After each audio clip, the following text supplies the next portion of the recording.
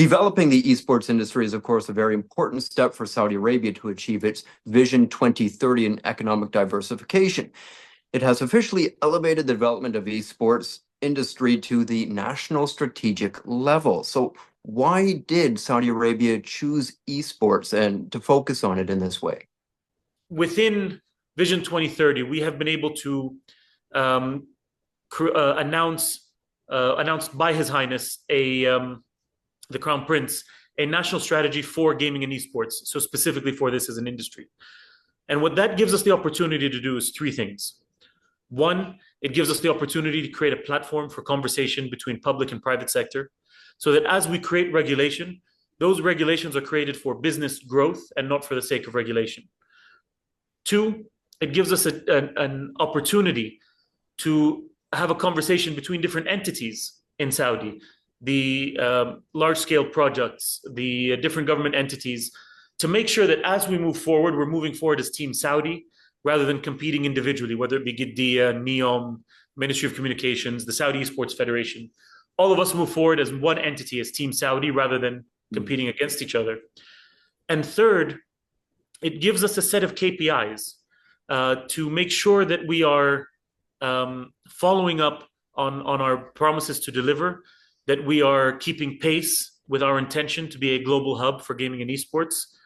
And that term is sometimes misrepresented when I say that, when I talk about a global hub. And that to me simply means when you talk about gaming and esports, there are certain places that come to the top of your mind. You talk about China, you talk about Japan, you talk about South Korea, you talk about some countries in Europe, you talk about North America. We want Saudi to be a natural part of that conversation, where when you think about gaming and esports, Saudi Arabia is one of the first countries that comes to mind. That when you want a career path in gaming and esports, Saudi Arabia is one of the first countries that comes to your mind that you want to move to follow a career path in that.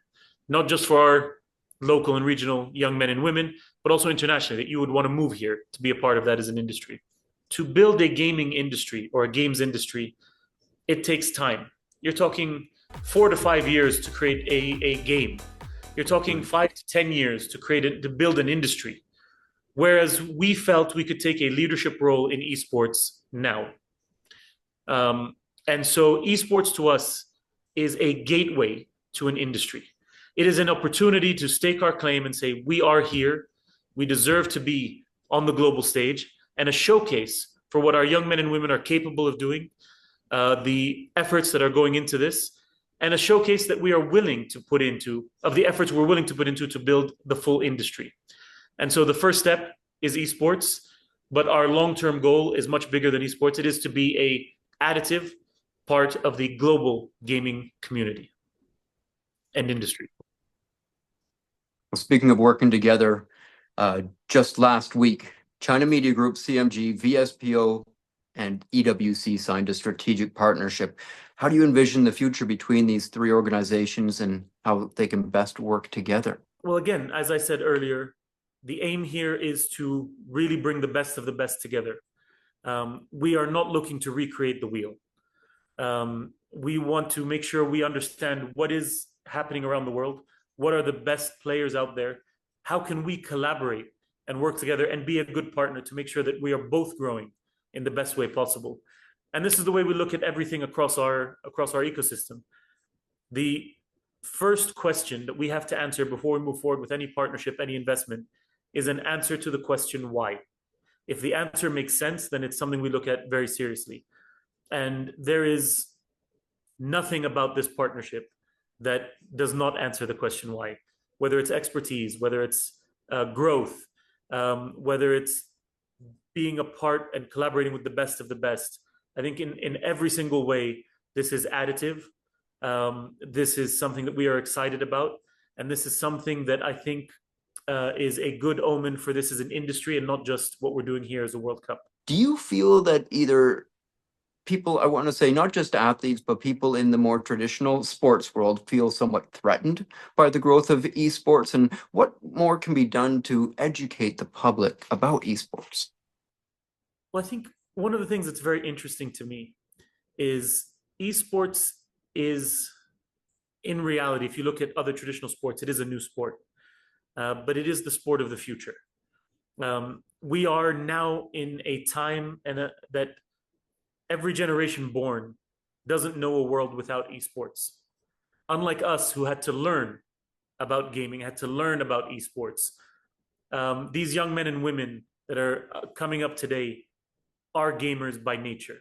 And even traditional athletes are gamers. If you look at, FIFA or EAFC, a lot of football players are playing EAFC on their side. NBA players and basketball players around the world are part of NBA 2K. You have players participating in esports all over the world, professional players. And I think the thing that I would like to say there is there's a perception in some areas that esports and gaming needs to catch up to where sports are. And I think the opposite is true. I think the perception of gaming and esports is lagging behind where we are as an industry and as a community. And the perception of gaming and esports needs to catch up to where we are. We are a part of the global community. We are athletes. And we are a part of all of the other sports. One of the things that's very interesting to me, and I talk about this with our local federations here all the time, is you have a much higher rate of transition from gaming to traditional sports. If you are an EAFC player, you are more likely to play football than not. If you are an NBA 2K player, you are more likely to watch and play basketball than not.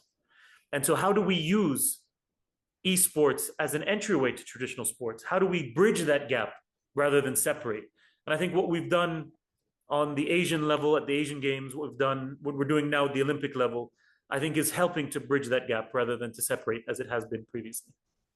Your Royal Highness, I can't think of a better way to end it. Thank you so much. I mean, your eloquence on this subject is incredible. It is fascinating what you're doing and what you brought to the world, the gaming community and athletes, sports fans around the world. Thank you. I thank you as well. Thank you very much. It was a pleasure to be here with you, and I hope to see you soon.